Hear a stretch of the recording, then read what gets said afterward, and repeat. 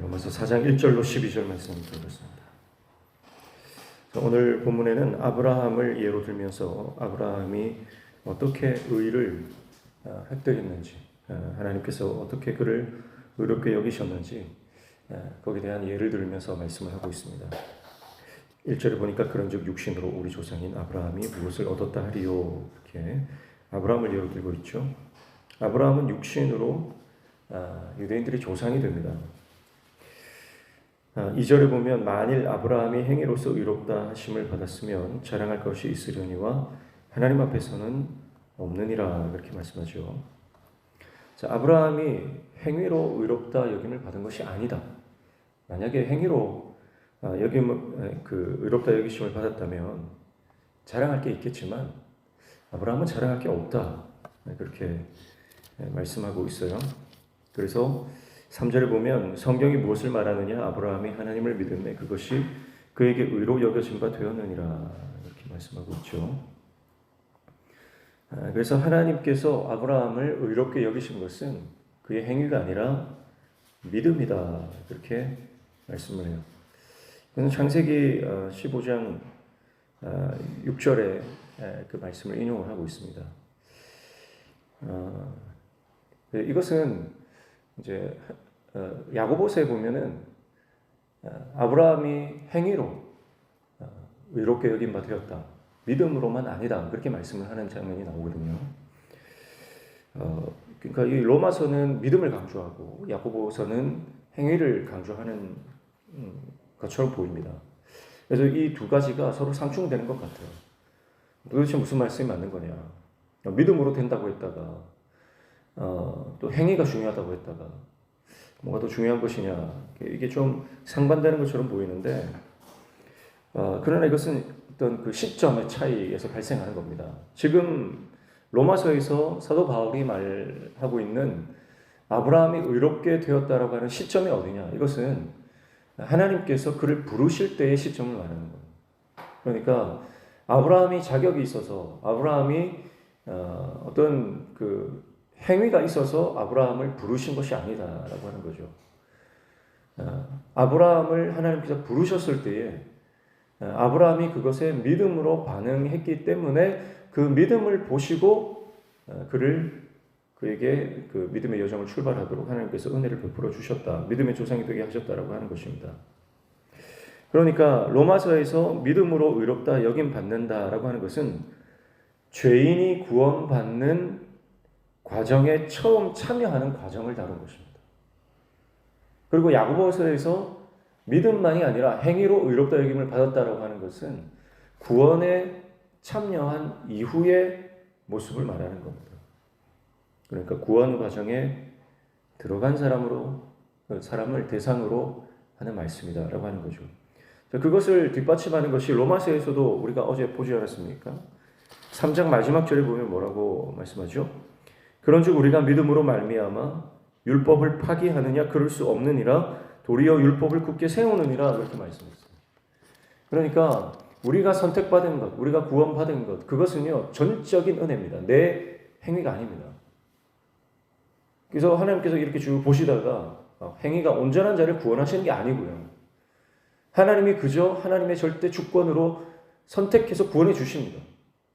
그리고 그 하나님의 구원에 믿음으로 참여한 자들에게는 율법이 필요 없느냐, 그렇지 않다는 거죠. 율법이 필요하다, 행위가 필요하다. 행위가 먼저가 아니라 믿음이 먼저다. 그리고 그 믿음으로 구원받은 자에게는 반드시 행위가 필요하다라고 하는 것을 성경이 일관되게 말하는 것입니다. 그러니까 성경이 서로 상충되는 게 아니에요. 사랑하는 성도 여러분, 하나님께서 우리를 구원하신 것은 전적인 하나님의 은혜인 줄로 믿습니다. 아브라함이 창세기에서 처음 의롭게 여김받은 것이 하나님의 약속에 응답하고 언약 관계를 맺었던 그의 믿음이라는 것을 오늘 로마서가 강조하고 있는 것입니다. 그래서 오늘 우리도 하나님께서 우리를 부르실 때 믿음으로 응답하는 것, 그것이 가장 첫 번째입니다. 그리고 믿음으로 응답하여 하나님의 구원 백성이 되었다면 그 이후로는 행위, 율법을 지켜나가는 삶의 변화가 필요하다고 하는 것이죠. 그래서 4절에 보면 일하는 자에게는 그 삭시 은혜로 여겨지지 아니하고 보수로 여겨지거니와. 자, 일을 하고 받는 보수는요, 당연히 받아야 되는 정당한 대가입니다. 상식적인 거죠. 일한 만큼 받는 겁니다. 그게 정당한 겁니다. 그런데 우리가 받은 은혜는요, 내가 일해서 받는 게 아니라는 거죠. 그러니까 은혜라는 겁니다. 그래서 5절, 6절 보시면 일을 아니할지라도 경건하지 아니한 자를 의롭다 하시는 일을 믿는 자에게는 그의 믿음을 의로 여기시나니 일한 것이 없이 하나님께 의로 여기심을 받는 사람의 복에 대하여 다윗이 말한 바 그렇게 말씀하죠. 만약에 우리가 행위로 내가 행한 만큼 구원을 받는다라고 한다면요, 구원받을 사람이 아무도 없습니다. 우리가 누리는 은혜는요, 전적인 하나님의 은혜입니다. 내가 일해서 받는 것이 아닙니다. 만약에 내가 행한 대로 구원받는다, 그 은혜를 누린다라고 한다면 여기 있는 사람 중에 누가 하나님으로부터 충분한 보상을 기대할 수 있겠습니까? 내가 열심히 한다고 해도요, 내가 열심히 해서 선을 쌓는 게 아니고요, 사실은 내가 열심히 하면 할수록 더 죄악투성이가 됩니다. 내 마음속에 있는 온갖 악한 생각들, 여러분, 하나님 은혜 없이는 내가 내 행위로 어떤 보상을 받고 구원을 받고 은혜를 누린다, 그런 공식이 적용이 된다면요, 우리는 선을 쌓는 것보다 악을 더 많이 쌓기 때문에 그 하나님의 은혜를 누릴 자가 없다는 겁니다. 그러나 부족하지만, 연약하지만, 허물투성이지만 그저 우리에게 예수님을 믿는 그 믿음을 보시고 은혜를 내려주시기 때문에 우리가 은혜를 누리는 것입니다. 그래서 그것이 우리에게 복음이죠. 그래서 다윗 같은 사람도 이렇게 고백하는 거예요. 7절, 8절 보시면 불법이 사함을 받고 죄가 가리워짐을 받는 사람들은 복이 있고 주께서 그 죄를 인정하지 아니하실 사람은 복이 있도다 함과 같으니라. 그래요? 다윗같이 선한 사람도요, 다윗같이 온전한 사람도요, 하나님이 인정하시는 사람 아닙니까? 그런데 다윗도요, 죄악투성이라는 거예요. 자기 인생을 돌아보면 이 허물이 너무 많아서 내 인생의 가장 큰 은혜가 뭐냐, 내 인생의 가장 큰 복이 뭐냐, 내가 지은 죄들을 하나님께서 덮어주시는 것, 내가 지은 죄들을 하나님께서 가리워주시는 것, 하나님께서 죄를 간과해 주시는 것, 덮어주시는 거죠. 그게 내 인생에 얼마나 큰 은혜인지 모르겠다, 그 고백을 하는 거 아닙니까? 그래서 그 죄를 인정하지 아니하실 사람이 복이 있다. 우리 인생의 복이 뭡니까? 하나님이 그 은혜로 나를 덮어주셔서 더 이상 죄인이라고 말씀하지 않으시고 의인이라고 여겨주시는 그것. 그래서 그게 우리 인생에 얼마나 큰 복인지 모른다, 다윗이 그렇게 고백하는 거예요. 여러분, 그래서 우리에게 은혜가 임하면요, 나는 죄인입니다 라는 고백이 터져 나옵니다. 하나님, 나는 죄인입니다. 주님이 내 죄를 사해 주신 것이 얼마나 큰 감격인지 모릅니다. 그래서 구원받은 것에 대한 감격과 기쁨이 있어요. 그게 은혜의 사람의 특징입니다. 근데 우리 안에 은혜가 메말라 버리면요, 내가 구원받은 거 당연하게 여깁니다. 내가 하나님 자녀된 거 당연하게 여깁니다. 내가 이 은혜를 누리며 살아가는 거, 그걸 당연하게 여겨요. 그래서 은혜가 없으면 내가 죄인임에 대해서 깨닫지를 못하죠. 그래서 오히려 다른 사람을 정죄하고 비판하고 판단하는 로마서 1장에서 말했던 그 죄인의 본성, 인간의 실존이 우리 안에서 터져 나오는 거죠. 그래서 오늘 저와 여러분이 은혜의 사람 되시기를 축복합니다. 은혜가 있어야 됩니다.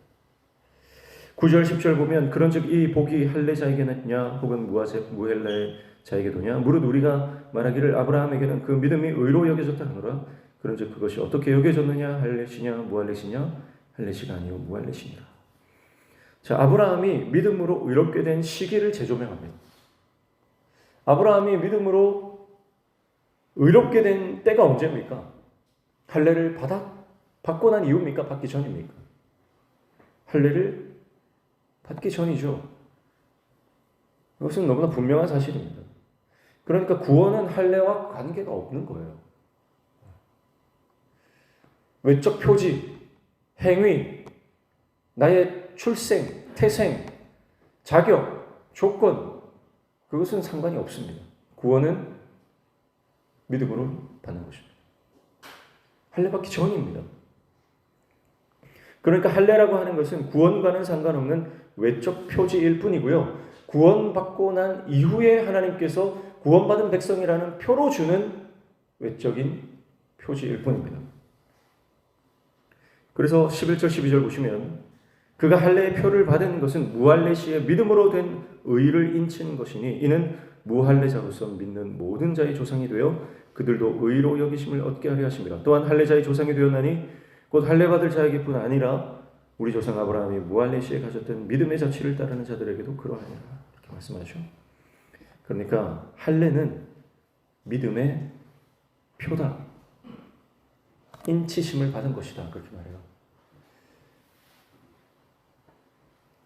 아브라함은 1절에 뭐라고 말했습니까? 1절 육신의 조상이다. 그렇게 말했죠. 아브라함이 육신의 조상인 것 그건 사실입니다. 그런데 율법에 머무르는 사람들에게는 아브라함은 단지 육신의 조상이에요. 그런데 이 은혜의 복을 아는 사람들에게는 아브라함은 이제 할례자에게나 무할례자에게나 유대인이나 이방인이나 모든 믿는 자에게 믿음의 조상이 되는 겁니다. 이게 은혜의 사람이 바라보는 관점이에요. 유대인들은 할례 받았다는 이유로 민족의 자기들만의 어떤 선민 사상, 민족의 우월성, 그 영적 우월감을 가지고 이 땅을 살아갑니다. 그래서 자신들만 아브라함의 자손이다. 자신들만 의로운 언약 백성이다. 그렇게 스스로 착각하며 살아가죠. 그러나 하나님의 관심은요, 혈통이 아닙니다. 하나님의 관심은 육신의 조상이 누구냐, 그게 아닙니다. 하나님의 관심은 외적 표지가 아니라 믿음이 있느냐 하는 겁니다. 그래서 아브라함을 향해 보여주시는 하나님의 뜻은 바로 아브라함이 바랄 수 없는 중에 가졌던 그 믿음, 그 믿음을 오늘 우리가 가졌느냐? 너 안에 지금 그 믿음이 있느냐? 그것을 말씀하시는 것입니다. 그래서 오늘 우리가 신앙의 연수가 얼마나 되든지 영적 우월감에 빠져서는 안 됩니다. 자만에 빠져서는 안 됩니다. 그리고 정말 내 안에 믿음이 있는지, 내가 믿음의 소유자인지 자기 자신의 믿음을 점검해야 할 줄로 믿습니다. 사랑하는 성도 여러분, 오늘 이 말씀을 통해서 행위로 의롭다 하심을 얻는 것이 아니다. 오직 믿음으로 우리가 구원을 받았다. 우리는 죄악투성이지만 뼛속까지 죄인이지만 그러나 하나님께서 우리를 믿음으로 구원해 주시는 그 놀라운 은혜, 그 은혜를 깨닫고 구원의 감격을 회복하는 저와 여러분 되시기를 축복합니다. 내가 처음 믿었던, 정말 내가 이 땅에 죽을 수밖에 없는 죄인으로 이 땅에서 살아갔지만 하나님께서 나를 선택하시고 나를 구원하시고 내게 하나님 자녀되게 하시고 하나님 자녀답게 살아갈 수 있는 믿음, 은혜로 성령을 허락해 주신 이 놀라운 사건을 우리가 기억하면서 잃어버렸던 그 처음의 은혜와 그 감격과 기쁨을 회복하여 구원의 첫 감격으로 이 땅을 살아가는 하나님의 백성들 다 되시기를 주님의 이름으로 축복합니다. 기도하겠습니다.